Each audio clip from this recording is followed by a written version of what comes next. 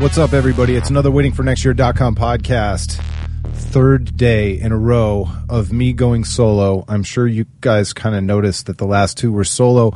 It's not that I can't get people to talk to me. I can. People are willing. I'm kind of working on a different part of my game. I decided that I wanted to talk more specifically about individual sports and individual topics to see if we could get some additional talk going on. When I do a long 45 or 50-minute podcast on all three teams or two teams and a pop culture thing and everything else, I think it's a little bit difficult for people to interact with the show, especially because podcasting is such a, everybody listens to it at a different time. And so if you have something to say about what I said about a restaurant that I mentioned in the 32nd minute of the 45-minute podcast, it seems like a non sequitur if you mention that to me on Twitter later. So switching things up a little bit, trying some different stuff. So today is all Cavs, all Cavaliers, and man, did Tristan Thompson and Rich Paul give us plenty to talk about. First of all, before we get into what happened with all that, because we are now officially negotiating in the media. If you're playing at home and you haven't caught up yet, or if you're not playing at home and you haven't caught up yet, Rich Paul has laid down the gauntlet. He has let everybody know exactly how he feels about this negotiation, and he's talking tough. He's talking tough. He said that Tristan Thompson's not against signing a 1-year qualifying offer, which I believe everybody has been saying is around $7 million.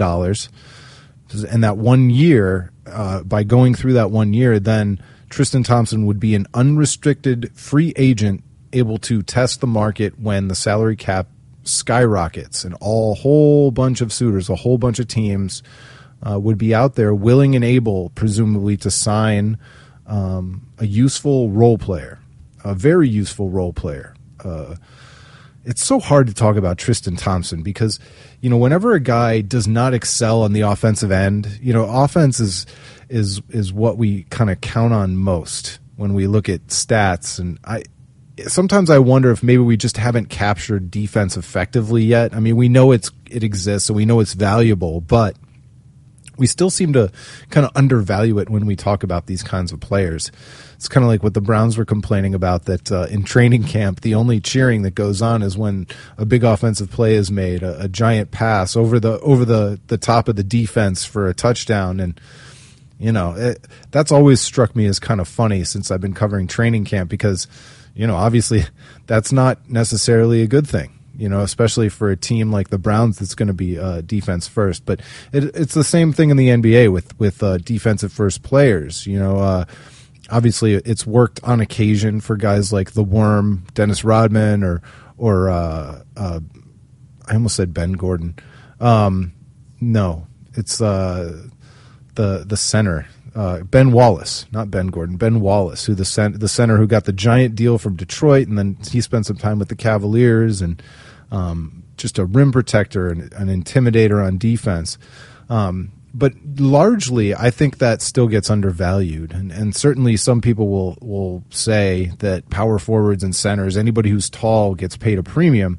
But right now, this Tristan Thompson situation is especially weird. Brian Windhurst wrote a good article about it. Kind of laying it out how normally the Cavaliers would have all the leverage because he's a restricted free agent. There are no other offers out there. But because of the unique timing with the salary cap is supposedly going to boost like crazy in the following year, the quote crazy number in 2015 will presumably not look quite so crazy in 2016. And I mean, I don't know, $94 million still seems like for Tristan Thompson, it might sound crazy no matter what year it is. But the Cavaliers are going to be in a situation where he's worth more to them than he will be to anybody else, because the alternative is Tristan Thompson or, yeah, you hear that silence? It's nothing. If the Cavaliers don't sign Tristan Thompson, and overpay him, there's no $8 million, $9 million, $10 million player they can bring in to replace him.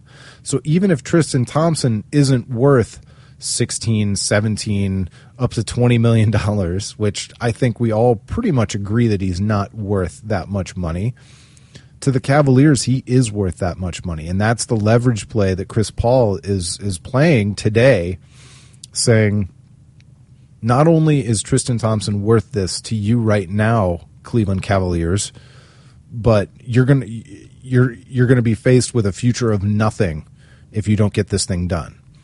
And that nothing is extra terrifying if you're the Cleveland Cavaliers, because they really have no way to go out and find a Tristan Thompson level player in free agency. I guess maybe they could roll the dice and figure out if they could use the trade exception they got when they traded Brendan Haywood to try and bring in that player. But it's much easier, especially when you're in a pretty defined window of competition with LeBron James and Kyrie Irving and Kevin Love. And it's easy for me to say because the tax implications of signing Tristan Thompson are monumental.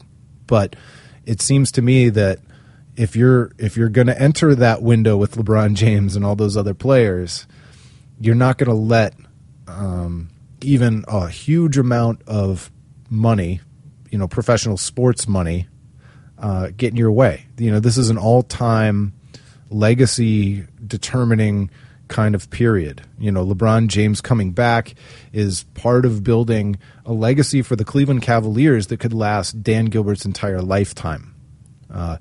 Everybody talks about what Michael Jordan and the Bulls did, even long after it's been done. Michael Jordan's gone on to be a mediocre executive and team owner in that time.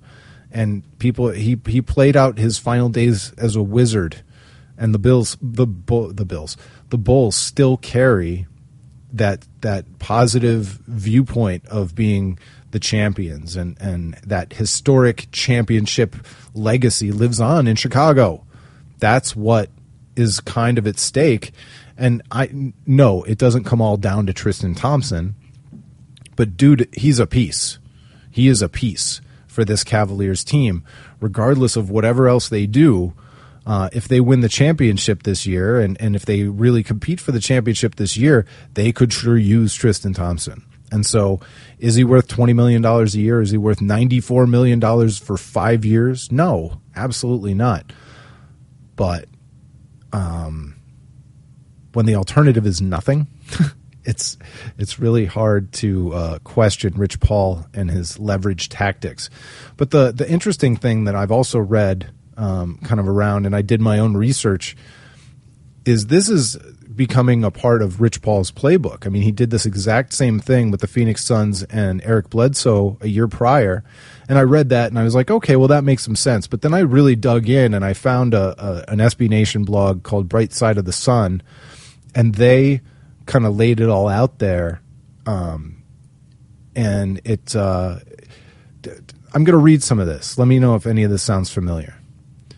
Because Eric Bledsoe, the Suns wanted to pay him, I think, $48 million for 4 years, and they ended up signing a $70 million deal. And Rich Paul was given lots of credit for doing that because, number one, he went with the silent treatment.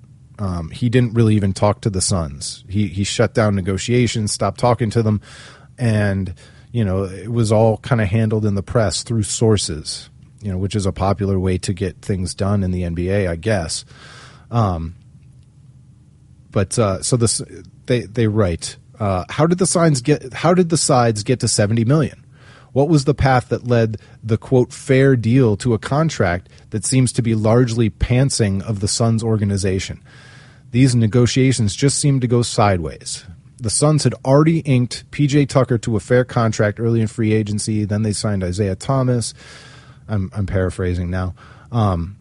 It turns out the Suns had quite a few things working against them. In the end, the threat of the qualifying offer turned out to be leverage. What would the fallout have been from the Suns holding firm on their line and letting Bledsoe enter next season playing on a qualifying offer? What kind of image does that portray to the public and other players around the league? Not one that the Suns want. Now, I'm back. I'm not reading anymore. That's not exactly something that the Cavaliers have to worry about, their perception around the country with other players. I mean, they do have Kyrie Irving, Kevin Love, and presumably LeBron James locked up long term. But it's all. It seems like Rich Paul is still using this as part of his playbook. So, onto the silent treatment. The Bright Side of the Sun writes, even though the sides never sat down to discuss the contract parameters until last Wednesday, the contract had been negotiated through the media all summer.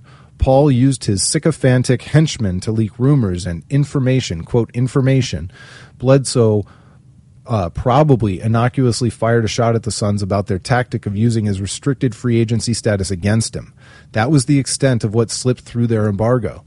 Robert Sarver, from the Suns, meanwhile, went public and decided to try and negotiate Eric's contract on the radio, considering that he very publicly and very explicitly stated that the Suns thought the 4-year, $48 million deal was fair. What does that make the 5-year, $70 million deal? ? Wouldn't that have been a monumental fleecing? You can't have it both ways. So what transpired was they used that qualifying offer. And somehow, when push came to shove and how it all came down, Rich Paul got what he wanted. He got what he wanted for his client. And I'm assuming that was emboldening. I don't even know if that's a word. I'm assuming that emboldened Rich Paul to try and use that same tactic again this year with the Cavs. Now, I don't think everything's gone perfectly. Early on in the process, we heard that LeBron James signing his deal was contingent on getting Tristan Thompson done, and then there was a certain point where it sounded like that Tristan Thompson deal was absolutely imminent. It was happening any minute now, and obviously that never went and happened. So not everything has gone Rich Paul's way, but obviously he thinks his leverage and his bargaining power are at an all-time high, and he's playing it. He's absolutely playing it. And with all the moves that the Cavaliers made this offseason, re-signing Kevin Love and everything else, and keeping Timofey Mozgov and all that, they don't really have an answer if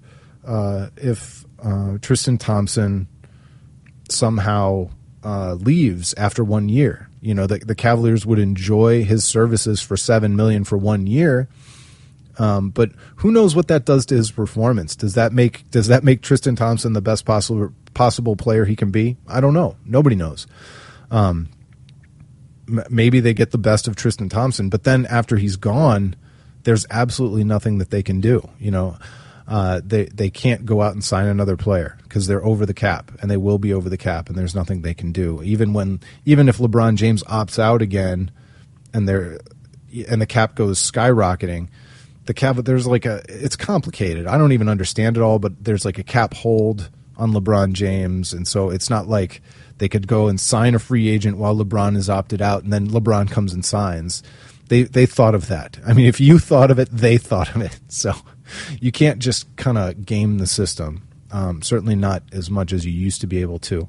So the Cavaliers do need to sign Tristan Thompson. They have to step to the table. I'm not sure that it's going to be a full $94 million, which Tristan Thompson wants that max. But I'm not worried about it. I'm also not worried that Tristan Thompson's not going to get done. I think he will. I think the Cavaliers will get it done. They'll find some common ground, but I'm guessing it's going to be on the higher end where the Cavaliers pay a little bit more than what they were hoping to between $94 million and whatever their kind of lower version of that contract looks like. But that imminent deal with Tristan Thompson is still not done. Other weird stuff, and this is one of my least favorite things. It's not a bad story. It might be a good story. J.R. Smith married the mother of his daughter after, and that became a story today, and that's fine. I'm not even knocking anybody for reporting it, but the reality show that the NBA has become, I complained about it before LeBron came back. I've complained about it over the years, and This one's a nice story. This one's fine, I guess. But man, all the non-basketball talk about the NBA is a little bit crazy to me. And even I'm all in on the Cavs, even as I'm all in on the Cavs right now and have been, obviously. It's a little bit numbing after a while, all these side stories. But so J.R. Smith gets married. I don't know if that has anything to do with anything. I don't know if what that has to do with the Cavaliers re-signing him or not. We'll see. The other conversation that was going on about the Cavaliers is just, and this is kind of a weird subject, but there are a lot of people, I think, who felt like it was kind of a boring off season, that the Cavaliers just kind of stood pat. They didn't really get better. And I understand that, that Richard Jefferson comes in and they certainly didn't get any younger. But when you look at what the Cavaliers accomplished last year, especially down the stretch after the trades with Iman Shumpert and Mozgov and J.R. Smith, if it hadn't been for injuries, you really got to like your chances. And so for the Cavaliers, standing pat isn't really standing pat with what we saw down the stretch. And so, standing pat and hoping to remain healthy in 2016 is probably good enough. And I'm not so sure. You start mapping it out, you try and figure out what you would have preferred that the Cavaliers do. And in a lot of ways, they got lucky to get Richard Jefferson. If Dallas's offseason with DeAndre Jordan turns out differently, they probably don't get that chance at Richard Jefferson. And so maybe this is even better than what the Cavaliers might have been able to hope for. If Matthew Dellavedova decides to forego international play with Australia, maybe he doesn't come and sign that deal, and maybe the Cavaliers lose a depth piece. I'm not overstating what Delly is. I'm not trying to tell you that he's the next starter or that he's ever going to contribute to the level that he did. And what was that, game 2 and game 3 against Golden State? I'm not telling you that's ever going to happen again. But I am saying that you're better off having Matthew Dellavedova, again, for the same reason that the Cavaliers have to sign Tristan Thompson. There's just no other choices.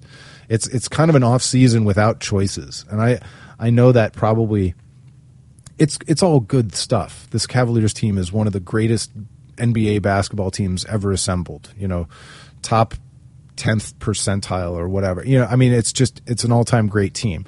So any complaining that you can do about this team in the off season and the way that they put their team together is really, really nitpicky. But that's the world that we live in now. It's a good problem to have. I'm happy to be here. So just trying to enjoy it while we can. Anyway, that's the bulk of the Cavaliers' thoughts. I'm sure I missed something. I'm sure there was at least one or two other interesting angles. But you can let me know. Let me know in the comments on Facebook. Let me know on Twitter. Your secret word today was easy because I just finished reading stories to my kids. So the secret word, that big red dog, it's Clifford. You're gonna tell me Clifford, and we're gonna talk about the Cavaliers. We're gonna talk about Rich Paul and his leverage and Eric Bledsoe, and I'll try and link up that post from Bright Side of the Sun from SB Nation because it was really good. It was really well written too. You should check the whole thing out. It reminded me of old school blogging. It was like creative writing with a bunch of facts. It's the kind of writing that I used to I grew to love when I first started writing about sports online. So anyway, that's it from me tonight. Or this morning, whenever you're listening to this. Thanks for listening. Tell a friend. Secret word is Clifford. I'll talk to you online. It's been the waitingfornextyear.com podcast.